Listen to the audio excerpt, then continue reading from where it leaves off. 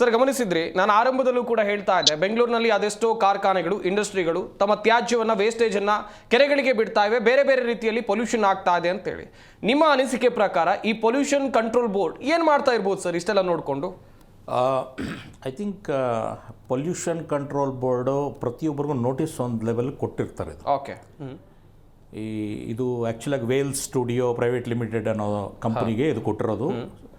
Big boss ಅವರು ಇದೊಂದು event ಮಾಡ್ಲಿಕ್ಕೆ ಮಾತ್ರ ಹೋಗೋದು. ಅದು ಅವ್ರದ್ದು ಏನಿದ್ರು 1.5 ಎಕರೆ.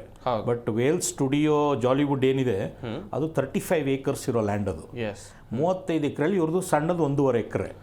ಯಾರ್ದು ಬಿಗ್ ಬಾಸ್ ಸ್ಟುಡಿಯೋ ಇವೆಂಟ್ ನಡೀತಾ ಇರೋದು. ಆ ಇವೆಂಟ್ ಮಾಡೋ ಟೈಮ್ನಲ್ಲಿ ಇವ್ರು ಹೇಗೆ ಮಾಡಿರ್ತಾರೆ ಅಂದರೆ, ಎಲ್ಲ ಯಾರ್ಯಾರು ವೈಲೇಟ್ ಮಾಡಿರ್ತಾರೆ ಅವ್ರಿಗೆಲ್ಲರಿಗೂ ನೋಟಿಸ್ಗಳು, ಇದು 24ರ notice, year 2024 notice. I have gone through the data. 24ರದ ನೋಟಿಸ್ನ ಇಲ್ಲಿವರೆಗೂ show cause notice, notice number 1, 2, 3 ಅಂತೆಲ್ಲ ಕೊಟ್ಟು ಇದು ಮಾಡಿದ್ದಾರೆ. ಆವಾಗ ಯಾರು ವೇಲ್ ಸ್ಟುಡಿಯೋ ಅವರು ಕೋರ್ಟ್ನಿಗೆ ಮೊರೆ ಹೋಗಿರ್ತಾರೆ. ಇದು ಫಸ್ಟ್ ನೋಟಿಸ್ ಅಲ್ಲ, ಹಾಗಾದ್ರೆ ಇದಲ್ಲ, ಇದು ಮೇನ್ 10 ನೋಟಿಸ್ ಮೇಲೆ ಹೋಗಿದೆ. 8-10 ನೋಟಿಸ್ ಹೋಗಿರುತ್ತೆ ಇದು. That's how it works. ಆಮೇಲೆ ಇವರು ಕೋರ್ಟ್ ಮೊರೆ ಹೋಗಿ ಅಲ್ಲಿಂದ ಒಂದು ಸ್ಟೇ ಆರ್ಡರ್ ತಂದಿರ್ತಾರೆ. ಇವರು ಪ್ರತಿಯೊಂದು ಇವ್ರದ್ದು ಏನಾದರೂ ಇವ್ರಿಗೆ ಸ್ಟ್ಯಾಟ್ಯೂಟರಿ ಪವರ್ಸ್ ಇರುತ್ತೆ.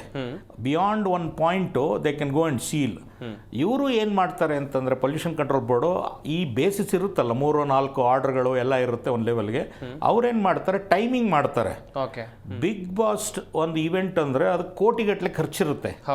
ಆ ಟೈಮ್ನಲ್ಲಿ ನೀವು ಹೋಗಿ ಇದನ್ನು ಸೀಲ್ ಮಾಡೋದು, ಸೀಲ್ ಮಾಡಿ ಒಂದು ಶೋ ಸ್ಟಾಪ್ ಮಾಡಿ ಸೀಲ್ ಮಾಡಿದ್ರೆ ನಿಮ್ಗೆ ಅದರಲ್ಲಿ ಏನು ಬರಬೇಕೋ ವ್ಯವಹಾರಕ್ಕೆ ಬರುತ್ತೆ ಅನ್ನೋ ಧೈರ್ಯ ಇರ್ತದೆ ಅವ್ರಿಗೆ. ಪೊಲ್ಯೂಷನ್ ಕಂಟ್ರೋಲ್ ಬೋರ್ಡ್ ಅವರು ಏನು ಇಲ್ಲದೆ ಮಾಡಲ್ಲ. It is all about very bad timing, very embarrassing to government of Karnataka.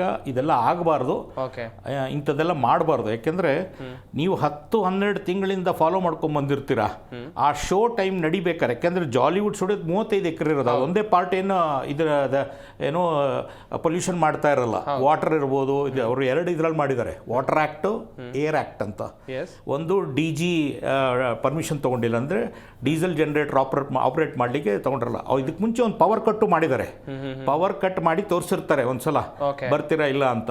ಅದ್ರ ಮಾಡಿ ಇವ್ರೇನು ಮಾಡಿರ್ತಾರೆ, ಪೊಲ್ಯೂಷನ್ ಕಂಟ್ರೋಲ್ ಬೋರ್ಡ್ ಅವರು ಒಂದು ವಾಟರ್ ಆ್ಯಕ್ಟ್, ಇವರು ಬಿಗ್ ಬಾಸ್ ಅವರು ಒಂದು ಸೀಸನ್, ಅದು it's a season. They don't do the whole year. ಈ ಸೀಸನ್ 12 ಇದ್ದಾರೆ. ಹೋದ ವರ್ಷ ಮಾಡಿರ್ತಾರೆ, ಹೋದ ವರ್ಷ ಮಾಡಿರ್ತಾರೆ. ಕಾಯ್ತಾರೆ 10-12 ತಿಂಗಳು. ಹೋದ ವರ್ಷನೇ ಇವೆಲ್ಲ ನಡೆದಿರುತ್ತೆ, ಅದನ್ನು ಆಮೇಲೆ ನಡ್ಕೊಂಡ್ ಬಂದಿರುತ್ತೆ. ಕರೆಕ್ಟಾಗಿ ಟೈಮಿಂಗ್ ಮಾಡಿ ಈವೆಂಟ್ಗೆ ಬ್ಲಾಕ್ ಮಾಡ್ತಾರೆ. ಈವೆಂಟ್ ಬ್ಲಾಕ್ ಮಾಡಿದಾಗ ಏನಾಗುತ್ತೆ, ಕೋಟಿಗಟ್ಟಲೆ ಖರ್ಚಾಗುತ್ತೆ. ಆರ್ಟಿಸ್ಟ್ಗಳಿಗೆ ಪೇಮೆಂಟ್ ಮಾಡಬೇಕು, ಪ್ರೊಡಕ್ಷನ್ ಕಾಸ್ಟ್ ಇರುತ್ತೆ, ಕೋಟಿಗಟ್ಟಲೆ ಖರ್ಚಿದು. It's a multi crore what you call serial. So ಪ್ರೊಡಕ್ಷನ್ಗೆ ಅಷ್ಟೆಲ್ಲ ಆಗಬೇಕು. ಸ್ಪಾನ್ಸರ್ಸ್ ಇರ್ತಾರೆ, ಅವ್ರು ಬ್ಯಾಕ್ಔಟ್ ಆಗೋದ್ರೆ ಏನು ಮಾಡ್ತೀರಾ, ಅದೆಲ್ಲ ಇರ್ತದೆ. ಇದೆಲ್ಲ ನೋಡ್ಕೊಂಡು ಟೈಮಿಂಗ್ ನೋಡಿಕೊಂಡು ಪೊಲ್ಯೂಷನ್ ಕಂಟ್ರೋಲ್ ಬೋರ್ಡ್ ಅವರು ಈ ಥರ ಕೆಲಸಗಳು ಮಾಡಬಾರ್ದು. ನಾನು ಕೇಳಿದ್ರೆ it is A damaging thing for government of Karnataka.